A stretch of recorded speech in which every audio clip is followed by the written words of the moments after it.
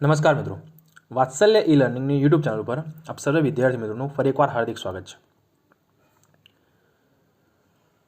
મિત્રો, આજે આપણે આ વિડીયોની અંદર શું જોવાના છીએ?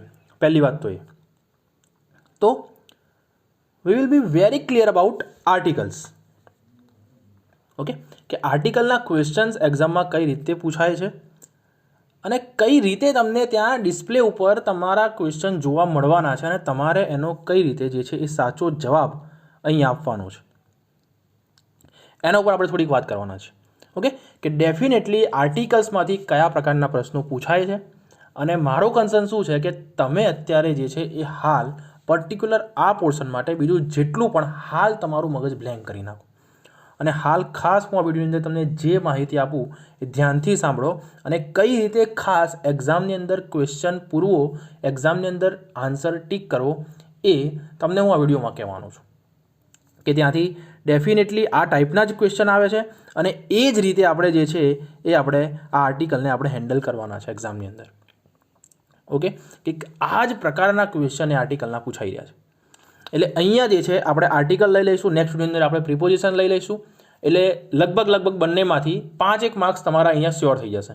ઓકે, બાકી જે મેં તમને કીધા છે, જે વોકેબની વાત કરી છે મેં, વન વર્ડ છે, આ છે વન વર્ડ છે, પછી આપણે ઇડિયમ્સ અને ફ્રેઝિસ છે.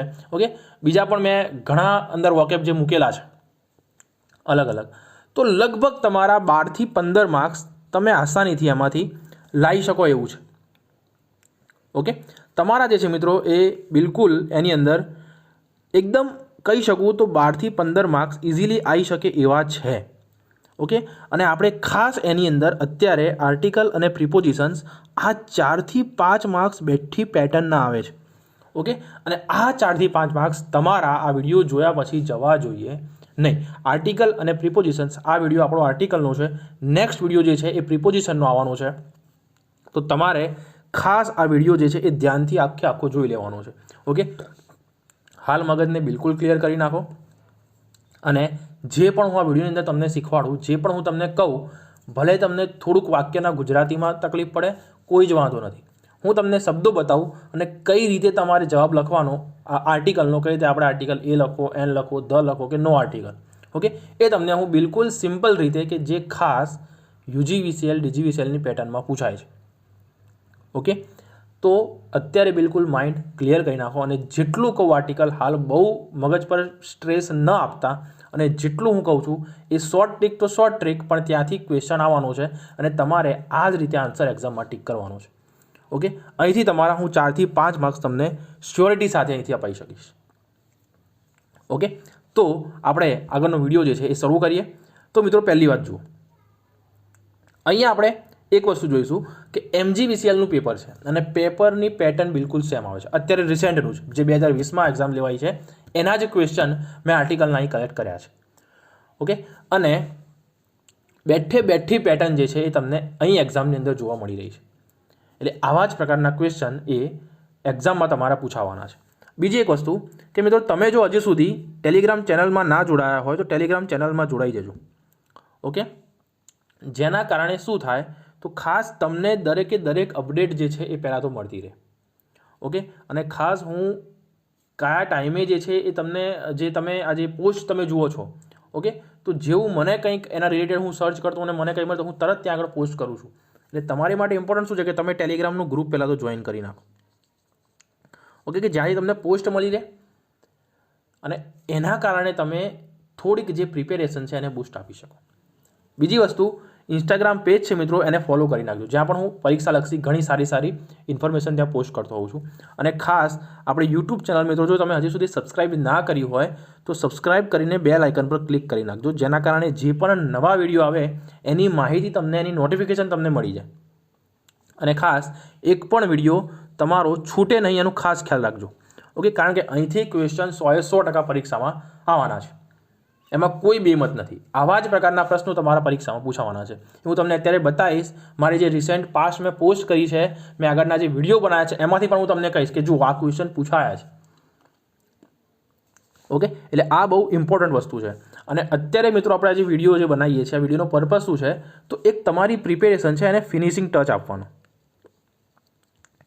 ઓકે, તમે જે પ્રિપેરેશન કરી છે એને એક ફિનિશિંગ ટચ આપણે આપી દઈએ, ફાઇનલ ફિનિશિંગ ટચ, કે ભાઈ આ છેલ્લે પ્રિપેરેશન થઈ ગયું તો આપણે એને થોડી નિખારી લઈએ. ઓકે, કે આપણી પ્રિપેરેશનમાંથી હવે જે છે એ આપણે માર્ક્સ મેળવી લઈએ. ઓકે મિત્રો, ક્લિયર છે? તો તમારે શું કરવાનું છે, તો ખાસ પહેલાં મેં તમને કીધું એમ કે ભાઈ આ ટેલિગ્રામ ચેનલને જોઈન કરી નાખજો અને ચેનલને સબસ્ક્રાઇબ કરી નાખજો, જેના કારણે કોઈ પણ વિડીયો છૂટે નહીં. ઓકે, શરૂઆત કરીએ આપણે પહેલા વિડીયોની.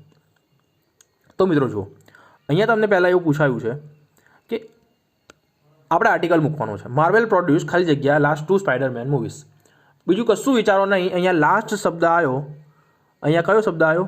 લાસ્ટ શબ્દ તમે અહીં જુઓ એટલે કશું વિચારવાની જરૂર નથી. તમે લાસ્ટ શબ્દ જુઓ એટલે લાસ્ટની આગળ શું આવશે? ધ આવશે. ઓકે, તમે ફર્સ્ટ લખો, સેકન્ડ લખો, થર્ડ લખો કે ફોર્થ લખો, જ્યારે પણ ક્રમિક સંખ્યા, ક્રમિક એટલે એક નહીં પહેલું, બે નહીં બીજું, ત્રણ નહીં ત્રીજું. ઓકે, તો જ્યારે પણ ક્રમિક સંખ્યા આવે છે ત્યારે આપણે આર્ટિકલ હંમેશા ધ આંખ બંધ કરીને લખી નાખશું, બસ બીજું કંઈ નહીં. એટલે આ ક્વેશ્ચન પરીક્ષામાં કઈ રીતે જોવાનો? આર્ટિકલનો ક્વેશ્ચન છે, લાસ્ટ છે, લાસ્ટ ક્રમિક, તો ચલો ધ, બસ બીજું કશું જોવાનું નહીં. ફર્સ્ટ હોય, સેકન્ડ હોય તો ધ, પણ 1 હોય તો, 1 કરોડ હોય તો, 1 લાખ હોય તો, 10 કરોડ હોય તો, 1 મિલિયન હોય તો કંઈ નહીં. Okay, no article, no article. Okay, first, second, third, fourth, 10th, 100th, મતલબ કે ક્રમિક સંખ્યા તમને ક્યાંક જોવાય તો તમારે જે છે એ ધ આર્ટિકલ મૂકવાનું, અથવા લાસ્ટ, ફર્સ્ટ. પણ જો 1, 2, 1, 2, 3, 1 million, 5 million, 6 million, 10 billion, 1 crore, 2 crore, 10 crore, ગમે તે આપ્યું હોય ત્યાં આગળ આંખ બંધ કરીને નો આર્ટિકલ લખી નાખજો. ઓકે, આવો ક્વેશ્ચન 100% પરીક્ષામાં પૂછાવાનો છે. ઓકે, એટલે અહીંયા લાસ્ટ જોઈને તમારે શું લખી નાખવાનું? આંખ બંધ કરીને ધ આર્ટિકલ મૂકી દેવાનું. નેક્સ્ટ જુઓ, લલિત ઇઝ ખાલી જગ્યા કાઇન્ડ હાર્ટેડ પર્સન. હવે એક વસ્તુ મેં તમને પહેલાં પણ વિડીયોમાં કીધી છે, અહીંયા પણ કહું છું કે જ્યારે પણ તમને પાછળ નાઉન આપેલું હોય, શું આપેલું હોય? તો કે ભાઈ નાઉન. આ નાઉન છે તો કે હા, કેવું નાઉન છે? Common noun. અત્યારે કંઈ બીજું કરો નહીં. અહીંયા તમને કોમન નાઉન દેખાય છે. કોમન નાઉનની આગળ જ્યારે પણ કોમન નાઉનની આગળ અહીંયા નાઉન, એની આગળ તમને અહીંયા કાઇન્ડ હાર્ટેડ લખેલું છે. તો નાઉનની આગળ જે હોય આપણને ખબર છે કે એને શું કહેવાય? તો કે ભાઈ એડજેક્ટિવ.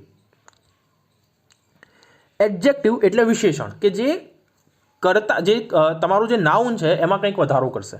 ઓકે, જે એડજેક્ટિવ વિશેષણ છે એ તમારા નાઉનમાં વધારો કરશે. પર્સન એટલે વ્યક્તિ, તો કેવો વ્યક્તિ? તો કાઇન્ડ હાર્ટેડ એટલે કે દયાળુ વ્યક્તિ. તો જ્યારે પણ તમને દેખાય કે ભાઈ કોઈ અહીંયા કોઈ નાઉન આપેલું છે અને એની આગળ એનું વિશેષણ એમાં કંઈ વધારો કરે છે, તો એની આગળ હંમેશા એ અથવા એન આર્ટિકલ આવે, જોવાનું નહીં. હવે અહીંયા કાઇન્ડ છે તો કાઇન્ડના આધારે આપણે શું મૂકશું? અ. ઓકે, એટલે આપણો સાચો આન્સર અહીં શું આવશે મિત્રો? એ.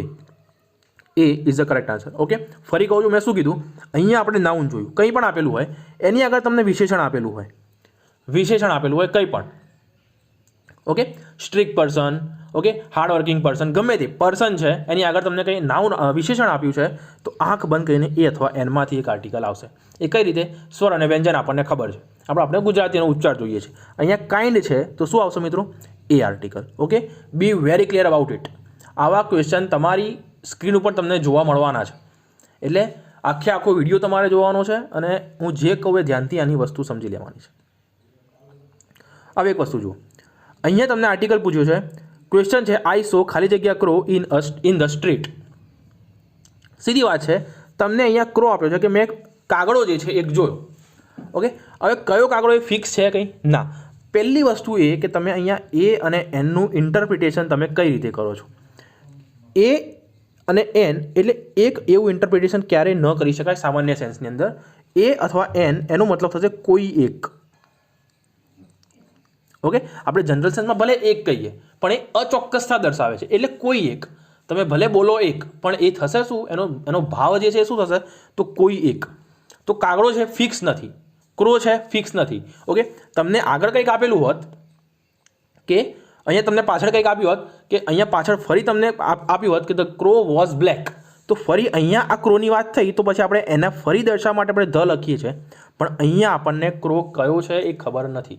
જસ્ટ તમને ક્રો આપ્યું છે, ક્રો ઇન ધ સ્ટ્રીટ. તમે એક કાગડો જોયો, કોઈ એક કાગડો મેં જોયો, એ ફિક્સ નથી, એના માટે એ અથવા એન આર્ટિકલ યુઝ થાય.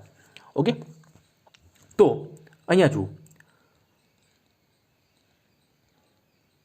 અહીંયા જે છે એ તમને ક્રોની આગળ મેં તમને કીધું એમ કે એ અથવા એન, તો એ અથવા એનમાંથી હવે કયો આર્ટિકલ આવશે તમને ખબર પડી જવી જોઈએ કે હવે આર્ટિકલ આપણો એ આવશે. એટલે માટે અહીંયા આપણો સાચો આન્સર જે છે એ થશે. ઓકે મિત્રો, ક્લિયર છે? નેક્સ્ટ ક્વેશ્ચન તરફ આપણે આગળ વધીએ.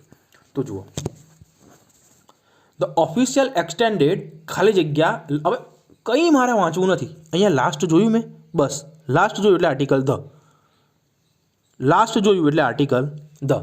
કંઈ વધારે મગજ દોડવાની જરૂર નથી. વાક્ય તમારે જે આપવું હોય આપે, એ જે વાક્યો એક્ઝામિનરને પૂછવું હોય પૂછે, તમે શબ્દ પરથી પકડો. બસ લાસ્ટ છે તો શું આવશે? ધ. બસ આટલી વસ્તુ તમારે ધ્યાન રાખી દેવાની છે.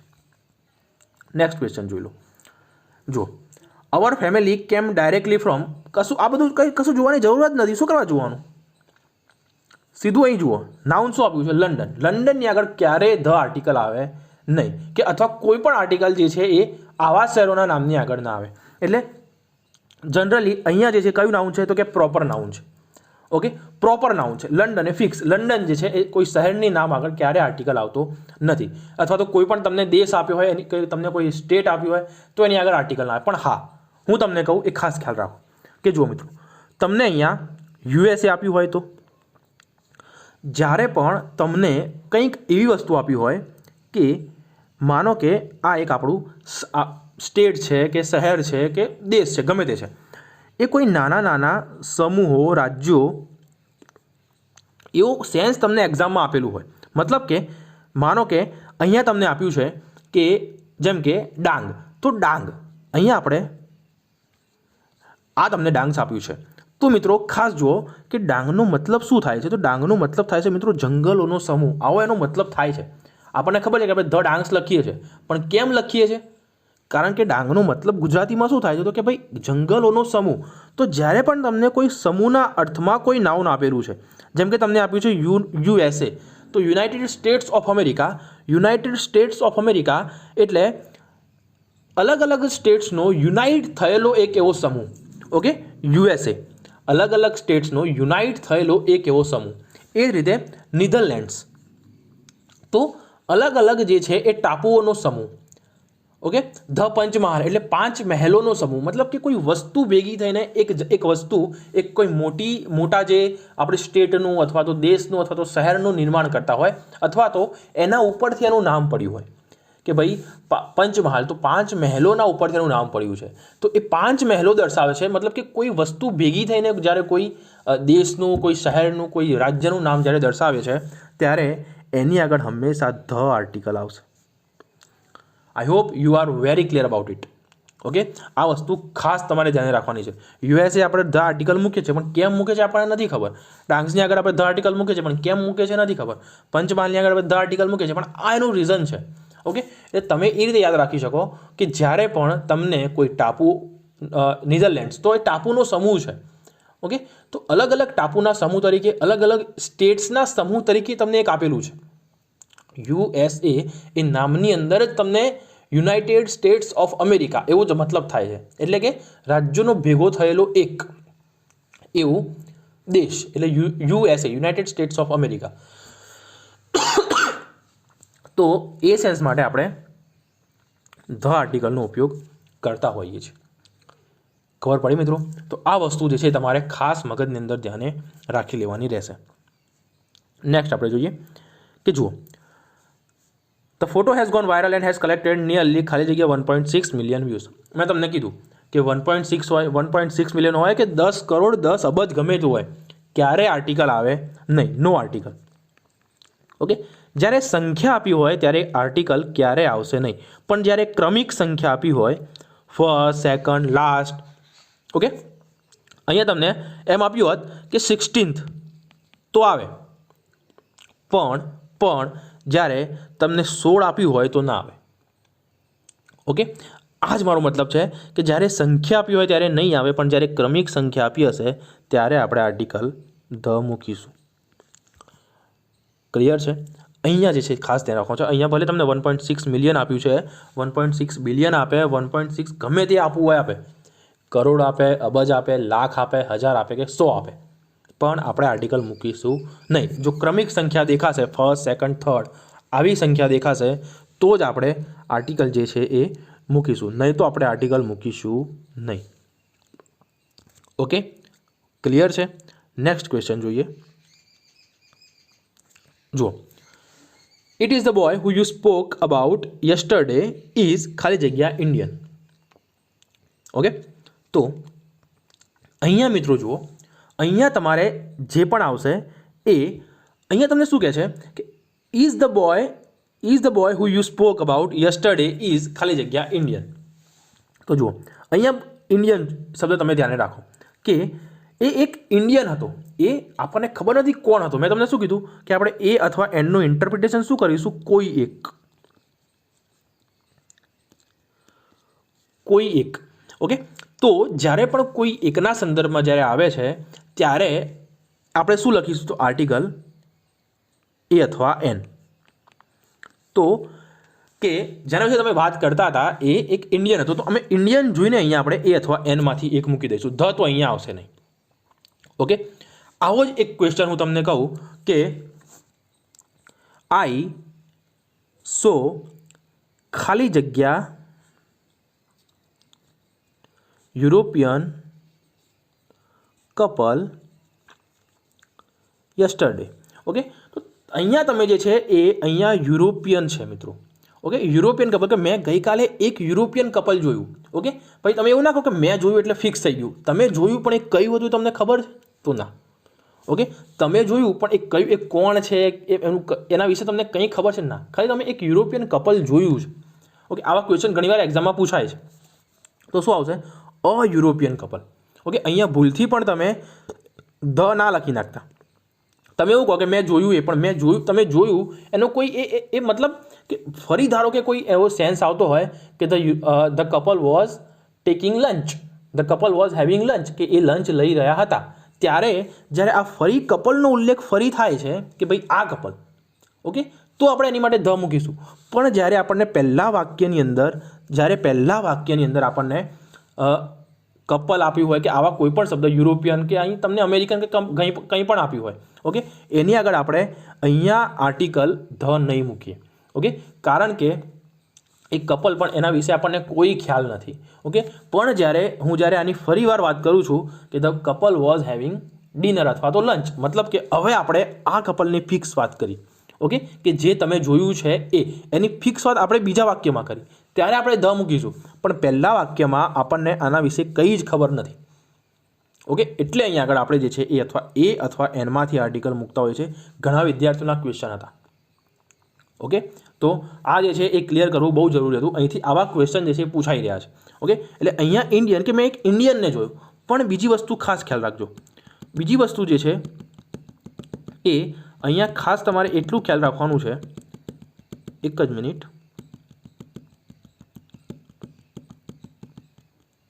જો અહીંયા તમને એમ આપ્યું હોય કે ઇન્ડિયન એરફોર્સ અથવા તો ઇન્ડિયન નેવી, ઇન્ડિયન એરફોર્સ આપણે લઈએ.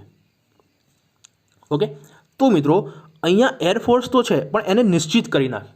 ઓકે, કઈ એરફોર્સ? તો કે ઇન્ડિયાની એરફોર્સ. ઓકે, અહીંયા અથવા તમને નેવી આપેલું હોય તો કઈ? તો કે ભાઈ Indian navy, Indian air force.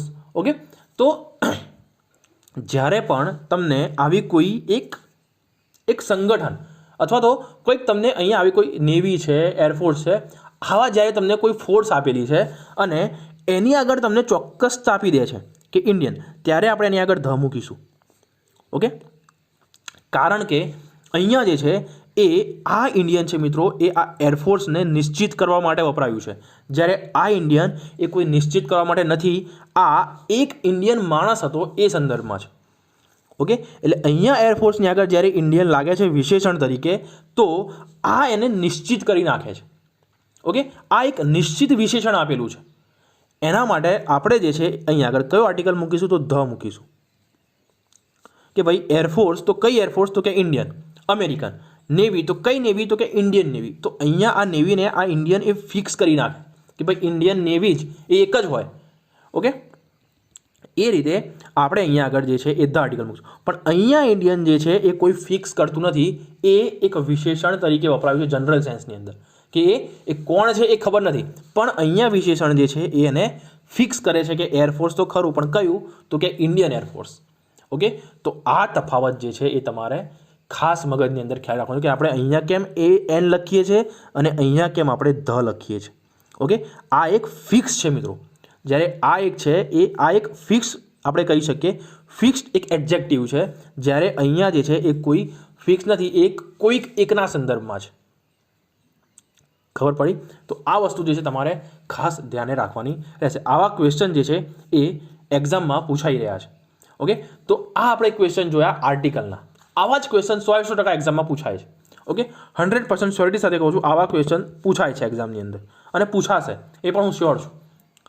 Okay, તો કેમ આપણે આપણા 4-5 માર્ક્સ અહીંથી અને બીજા પણ જે 5-6 માર્ક્સ છે એ આપણે વોકેબમાંથી ફિક્સ ના કરી લઈએ? ઓકે, તો અહીંયા જે છે મિત્રો એ આપણે આ આર્ટિકલ જોઈ લીધા. નેક્સ્ટ જે છે આપણે પ્રિપોઝિશન જોઈ લઈશું. પ્રિપોઝિશન્સ આપણે જોઈ લઈશું એટલે આપણા 4 થી 5 માર્ક્સ અહીંથી ફિક્સ થઈ જશે. બીજે તમારે 4 થી 5 માર્ક્સ તમારે વોકેબમાંથી 4 થી 5 હું ઓછા કહું છું મિત્રો, જો 6 થી 7 માર્ક્સનું પણ ત્યાંથી પૂછાઈ જાય. ઓકે, હું એક્ઝેક્ટ બેઠું પેટર્ન મેં મેળવવાનો પ્રયત્ન કર્યો છે, એની ઉપર મેં ઘણું મેં બહુ સર્ચ કર્યા છે.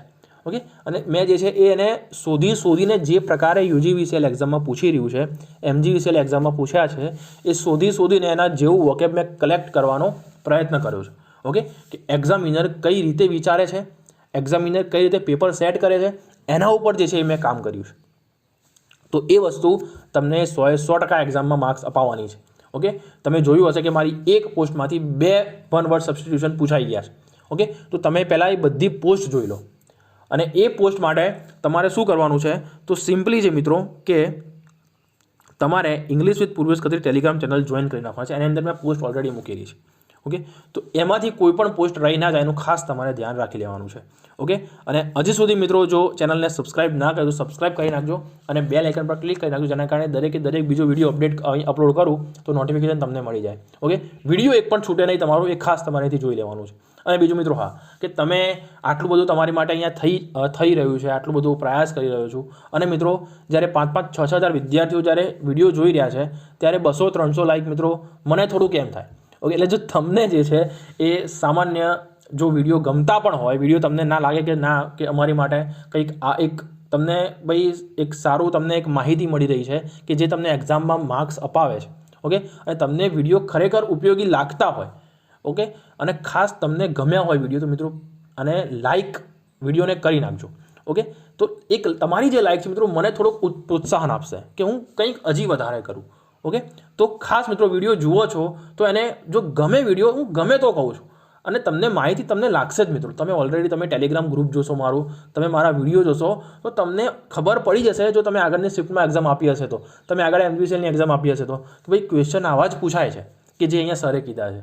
ઓકે, તો તમને લાગે મિત્રો તો આને જે છે એ વિડીયોને તમારે લાઇક કરી નાખો ખાલી. ઓકે, કે જેના કારણે મને થોડુંક પ્રોત્સાહન મળતું રહે કે હું આવા વિડીયો કંઈક હું હજી વધારે કરું. ઓકે, તો ખાસ મિત્રો મળીએ છીએ નેક્સ્ટ વિડીયોની અંદર કે જેની અંદર આપણે પ્રિપોઝિશન્સ બિલકુલ ક્લિયર કરી નાખવાના છીએ. ઓકે, તો મળીએ નેક્સ્ટ વિડીયોની અંદર. ટિલ ધેન વર્ક હાર્ડ, અને ખાસ જે છે તમે આ આવનારી જે એક્ઝામ છે, જે તમારી જે શિફ્ટ બાકી છે, જે નેક્સ્ટ DGVCLની BGVCLની એક્ઝામ છે, એમાં તમે ઝડપથી સફળતા પ્રાપ્ત કરો એવી શુભેચ્છાઓ. Thank you very much.